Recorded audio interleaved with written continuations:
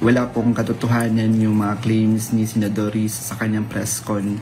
This is the viral online video of Michael Maurilio, also known as Rene, a former Senate witness against KOJC head Pastor Apollo Kibuloy. But in this video, he retracts his previous statements, claiming he was paid back then. Senador Risa, hindi ako nag-text ng anuman sa'yo.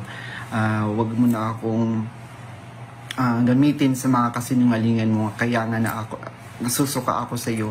Titindigan ko yung mga sinabi ko sa video na ginawa ko. Past 11 a.m., Senator Risa Hontiveros went to the National Bureau of Investigation. This to seek assistance investigating those behind the viral video circulating online. The senator asserted everything in the video is a complete lie.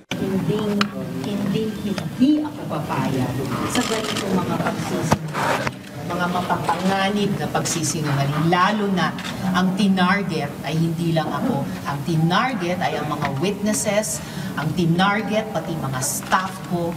She also wants to have several vloggers investigated for spreading the video. Para investigahan din sa pamamagitan ng reklamo nito, yung mga vlogger na pinamumudmod na dinadagdagan pa ang mga kasinungalingang nakalagay sa mga video ni Michael Maurilio.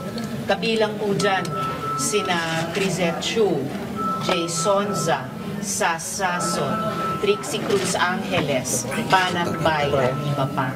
So abangan po natin ang progress nitong investigasyon. She has filed a direct case of cyber libel against Michael Maurilio, aka Rene, and against the Facebook page Pagtanggol Valiente. Hontiveros stands firm this is the only first step by her camp and will continue to identify others who may be held accountable. She also revealed that just last month, alias Rene was still seeking help from her office. According to the senator, she has already sought assistance from the PNP Davao, and they are not dismissing the possibility that alias Rene was kidnapped and forced to speak. Isaiah Mirafuentes from the National TV Network for a new and better Philippines.